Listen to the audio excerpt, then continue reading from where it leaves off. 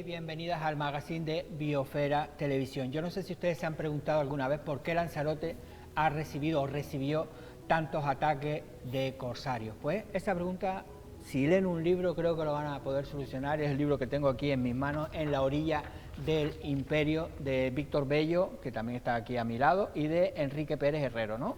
Bienvenido, Víctor. Bien hallado, Domingo, ¿qué tal? ¿Es verdad eso, que si leemos este libro nos vamos a enterar por qué a Lanzarote los corsarios nos hicieron tantas perrerías? Sí, por supuesto, ese es el objetivo. Responde a ese porqué y a otro porqué más, que es el que da origen al libro, que es, habiendo sucedido un ataque tan cruel como el que se produjo en 1586, como que en 1618 hubo otro de características similares o incluso peores. Esa es la raíz, ese planteamiento es la raíz de este libro.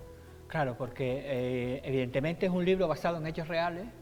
Sí, bueno, es un libro de historia, con lo cual todo es real, todo lo que se cuenta. Claro, ¿y de dónde has sacado tú todos estos hechos reales? Pues como hemos hablado tantas otras veces, del Archivo General de Simancas. Allí es donde durante 3 años he estado investigando entre legajos inmensos, buscando cualquier noticia sobre Lanzarote, acerca de cómo estaba defendida, si estaba bien protegida o no, y sobre todo sobre la presencia corsaria. Claro, y sobre todo saber buscar. Sí, claro. Saber buscar, porque hablamos de ese archivo, eso es inmenso, ¿no? Sí, tiene 11 kilómetros de documentación. 11 kilómetros, sí. Que si la ponemos así, sí, ponemos los legajos llegamos de aquí a Tinajo, no, pero pasamos por todo el Carmen. Totalmente, y ahí el hándicap que tenemos los investigadores, pero que a la vez también es lo más apasionante, es que a partir de Felipe III no está catalogado, con lo cual no hay ninguna base de datos en la que puedas buscar Lanzarote. ¿Felipe III qué año es eso? A partir de 1598 hasta 1621 hay que ir buscando legajo a legajo. Y eso está muy bien porque te sirve para contextualizar cualquier información que encuentras sobre Lanzarote. Tienes una visión de conjunto de lo que ocurría tanto en el Mediterráneo como en el Atlántico, incluso en el Pacífico, y sabes concretamente cuando hay una noticia sobre esta isla qué es lo que está sucediendo en el entorno.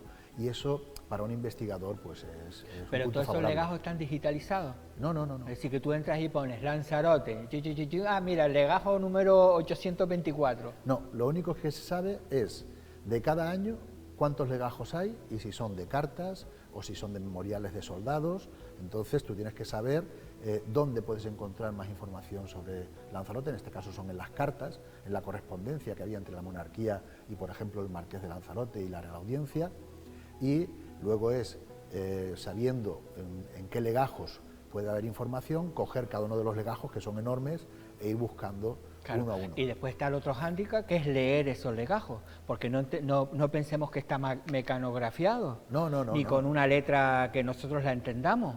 Está escrito con la letra procesal y luego también con la humanística, pero con una grafía, la humanística es la que utilizamos nosotros, pero con una grafía algo diferente. Pero bueno, ya después de tantos años y de haber estudiado paleografía, ya estamos preparados. Sí, pero me refiero que además de buscar hay que saber leer. Sí.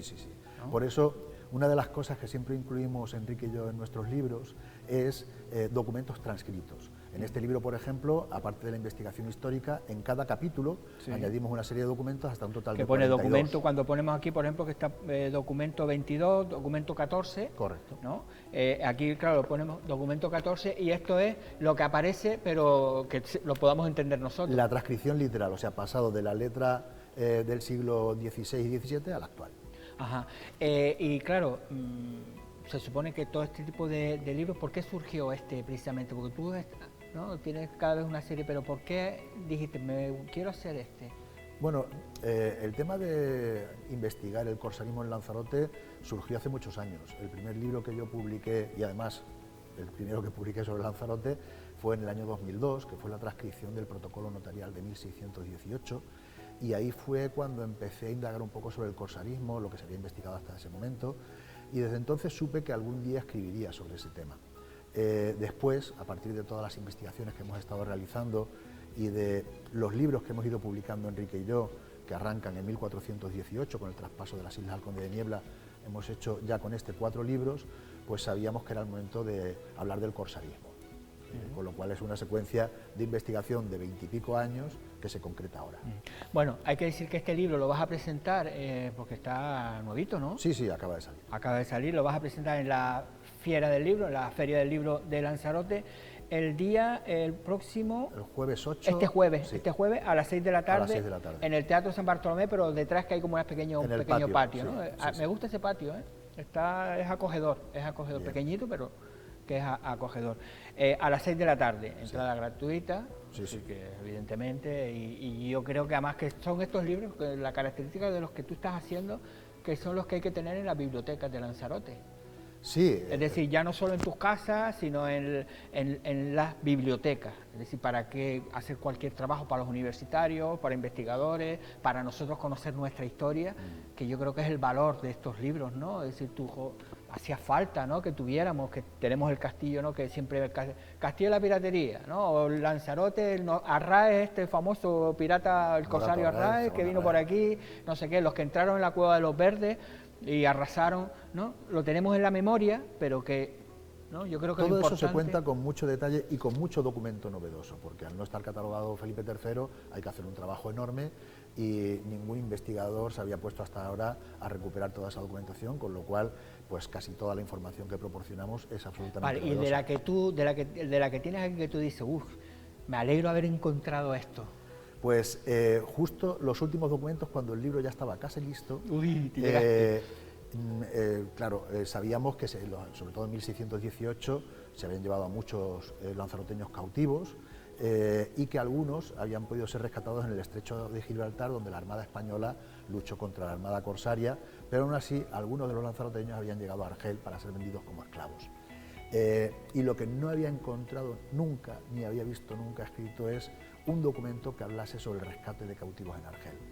Y un investigador del CSIC, un profesor de Historia del Centro Superior de Investigaciones Científicas, me dijo, mírate la sección de Cruzada en Simancas, porque yo he encontrado cosas sobre Cervantes, que es lo que está investigando él. Dice, así que algo habrá sobre Lanzarote. Así que el pasado mes de agosto me fui 15 días a Simancas y encontré 4 documentos sobre rescate de cautivos. Y eso, pues claro, ya fue el culmen del libro. ¿Pero qué es un rescate de cautivos? Cuando estaban en Argel tenían 2 opciones, o eran vendidos como esclavos o cobraban un rescate por esas personas. De hecho, muchos lanzaroteños tuvieron que vender sus propiedades para que les devolvieran los corsarios a sus familiares. Pero en el caso de que la familia no tuviera dinero, pedía dinero al rey.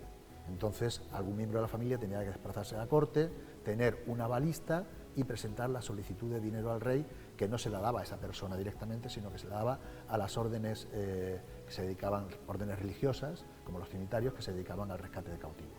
Y algunos terminarían entonces como esclavos, ¿no? Seguro. Ajá. Que eso me imagino que ser esclavo en esa época no aguantarías mucho tampoco, ¿no?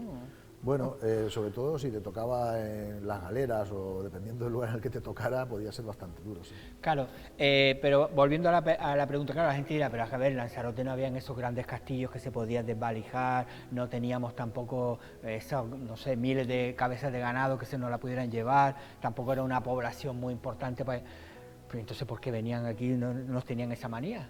La llegada, lo de la manía es muy gracioso porque... Pues es verdad, entonces, ¿nos tenían manía? No.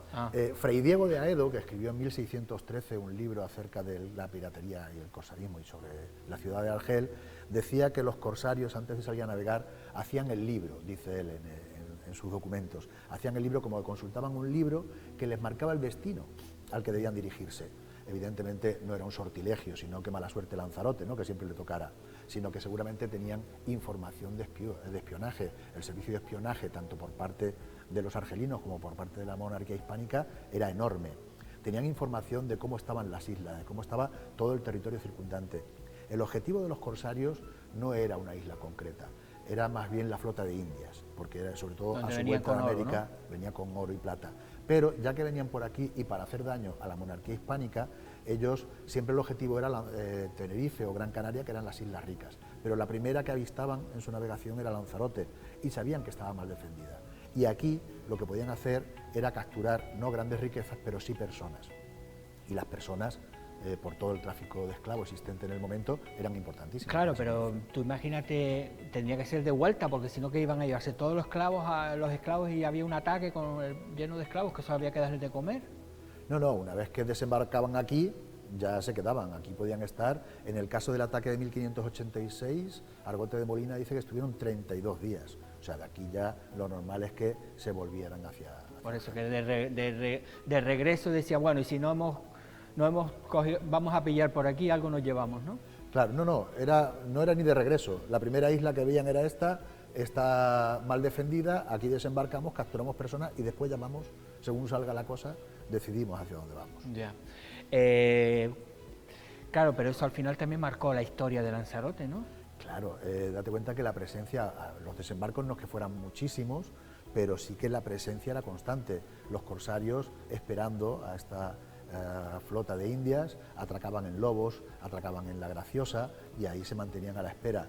Si había algún barco con mercancía de Lanzarote que iba a ser exportada a Madeira o a la península, también lo hundían para entorpecer el comercio. O sea, se dedicaban a una labor de destrucción masiva en todo lo que había alrededor de ellos. Y la presencia era tan abundante, que el mero hecho de avistar los barcos ya creaba ansiedad en la isla. Claro, sí, porque se veía desde el castillo Guanapay, que tiene una vista, ¿no? Porque eso se ve. Sí. Sobre todo venían todos de este lado, ¿no? Desde Arrecife para acá, ¿no? Sí. Y no ellos no decían, no tenemos ni que escondernos ni nada, porque no había... No, había también puntos de vigilancia en el norte, había ciertos puntos de vigilancia que no siempre se cumplían, que es uno de los grandes fallos. Sí, pero digo que ellos venían con esa superioridad que tampoco sabían que aquí no había nada que les hiciera frente, ¿no? Claro, ellos sabían que esta isla estaba poco defendida y con escaso personal que pudiera componer las milicias. El ataque de 1618 atacan 3.000 corsarios. Y ¿ese fue el de la Cueva de los Verdes? No. Los dos, la Cueva de los Verdes siempre era el lugar donde refugiarse, en los dos casos. ¿Y en el que hubo esa famosa traición, ese cuál fue? En los dos también. ¿También? O sea, aquí había una población morisca muy importante que era consecuencia de las racias, las cabalgadas que hacía el marqués para capturar personas en África y traerlas como esclavas a la isla, que después funcionaban como una quinta columna, o sea, eran quienes se chivaban a los corsarios de donde estaban refugiados los lanzaroteros. Cuando venían, les esperaban allí en la costa, le decían, vaya, les llevamos, ¿no? Les llevamos. Claro, porque la gente decía, es que nos atacaban, pero claro, también es que nosotros teníamos la mala costumbre de ir para allá, ¿no? Claro, los primeros asaltos a Lanzarote son consecuencia de las cabalgadas hechas por el marqués, por su padre, por su abuelo. O sea, desde Lanzarote se estuvieron asaltando las costas africanas desde finales del siglo XV, o sea que son consecuencia también de eso. Claro, y además también hablamos de eso, pero es que claro, eso era una costumbre en todo el mundo, ¿no? Es decir, cuando hablamos ahora de la esclavitud, de los ataques corsarios, era la mentalidad de la época. Por ejemplo, personas de una misma religión no se podían esclavizar, un cristiano no podía esclavizar a otro cristiano, pero un cristiano sí esclavizaba a un musulmán y un musulmán a un cristiano. Claro, hablamos de todos estos documentos que muchos también es peticiones, decía, por favor, échenos una mano para arreglar los castillos, para arreglar un poco, para mejorar la defensa, porque claro, estábamos totalmente desprotegidos, ¿no? Claro. Porque Gran Canaria y Tenerife los hubo, pero claro, allí sí había más defensa, ¿no?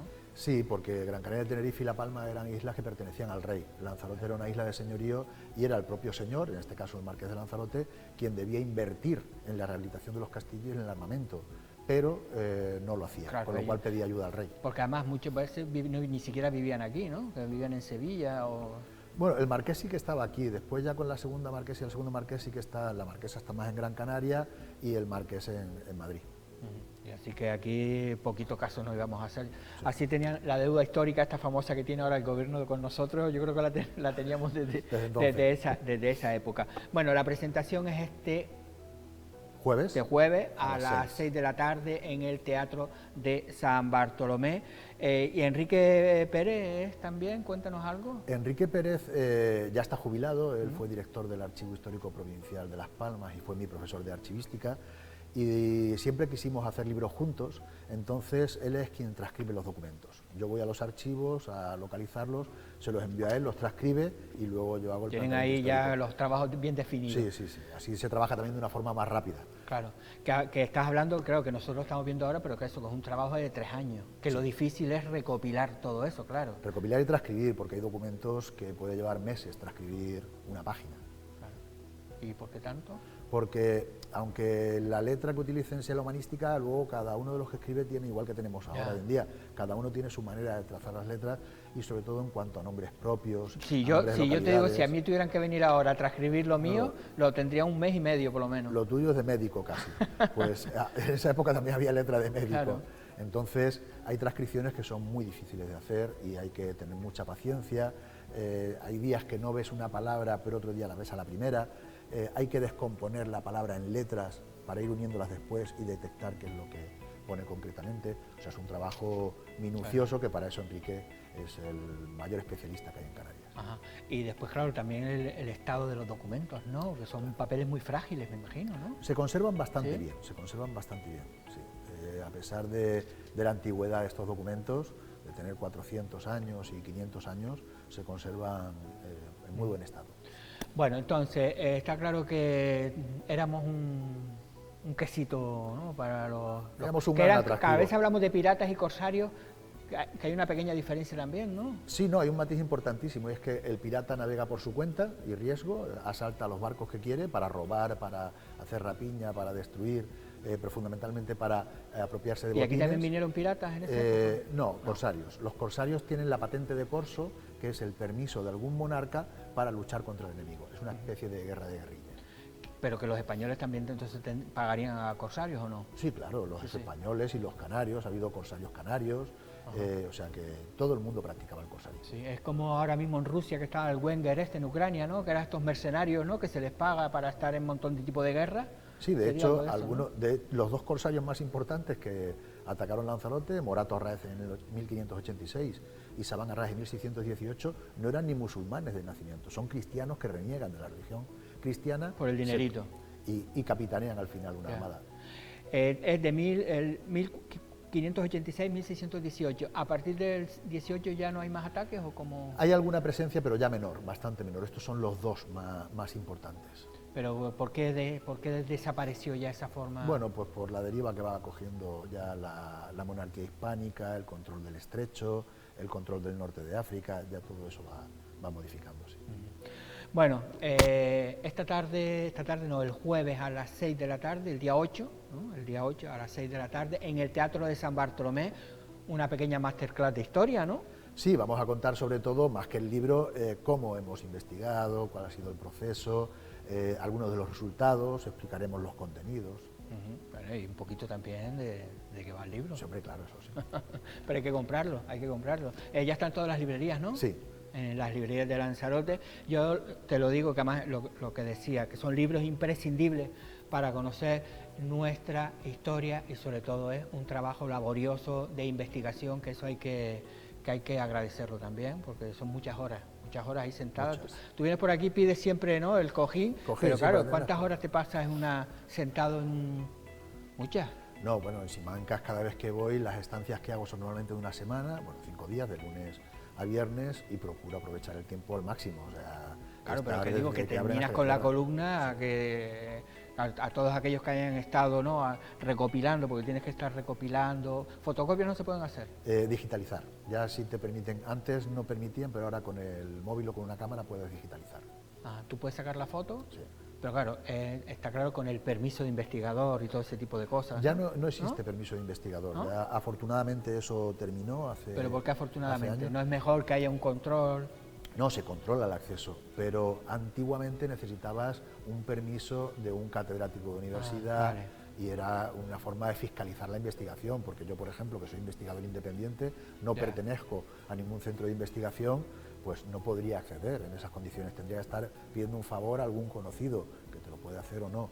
De esta manera se ha democratizado mucho más la investigación y es preferible. Sí que te controlan a la entrada, te piden el DNI y queda registrado qué documentos has usado, por si hay algún daño o algo, poderlo achacar a la persona que lo ha hecho. Pero no tienes que mandar primero la solicitud para que te den el acceso. No, ya no. Es decir, que si alguien va y quiere aventurarse ahí dentro, puedes entrar. Claro, bueno, aventurarse imposible, porque ya te digo, bueno, dices tú, la primera estantería coge una cosa y ya está. Lo primero es hablar con las personas que trabajan allí, decirles qué tema estás investigando, te orientan, para eso hay un departamento que es el de referencias, te orientan sobre qué documentación puedes consultar. Claro, yo para llegar a todos estos documentos he pasado por todo ese proceso de hablar con el director. Tú vas del a tiro archivo. hecho ya. Ya sí, ya porque ya llevo investigando en Simancas casi 10 años, entonces ya sé por dónde moverme, aunque siempre hay que hacer preguntas al personal. Y siempre se encuentra, si buscas, siempre se encuentra algo. Siempre, y en este libro hay ya cosas inéditas. Muchísimo. Documentos inéditos que estaban ahí metidos entre esos legajos de hace unos cuantos siglos y ahora salen a la luz y encima lo puedes leer perfectamente. Sí. No tienes ni que matarte ahí a ver qué decía en la A, sino pones documento 17, carta del Marqués de Lanzarote al rey advirtiendo de los peligros que acechan a la isla de Lanzarote por los ataques del turco. Sí, porque estaban bajo el amparo del Imperio Otomano. Vale. Bueno, ya, afortunadamente ya ahora vienen de turistas. Bueno, gracias Víctor, ya saben, este jueves en el Teatro de San Bartolomé a partir de las 6 de la tarde para saber un poquito más de En la orilla del imperio, que éramos nosotros los que estamos en la orilla. Así que una pequeña pausa y continuamos en el magazine. Hola. Tener espacios en los que compartir nuestras experiencias, conocer las diferentes realidades de la profesión o acceder a compañeros y compañeras referentes en el mundo sanitario es fundamental para ejercer con la calidad y las capacidades que la sociedad nos exige. Hablaremos de inteligencia artificial y salud, del papel de los farmacéuticos en investigación oncológica o del rol del adjunto, entre otros temas. Si le unimos un entorno tan ideal como la isla de Lanzarote, la cita se hace ineludible. Te invito a que reserves ya tu plaza para las 10ª Jornadas Farmacéuticas Canarias, que se celebrarán entre los días 8 y 10 de mayo de 2025, bajo el lema Por una farmacia global con mayor capacidad asistencial. ¡Te esperamos!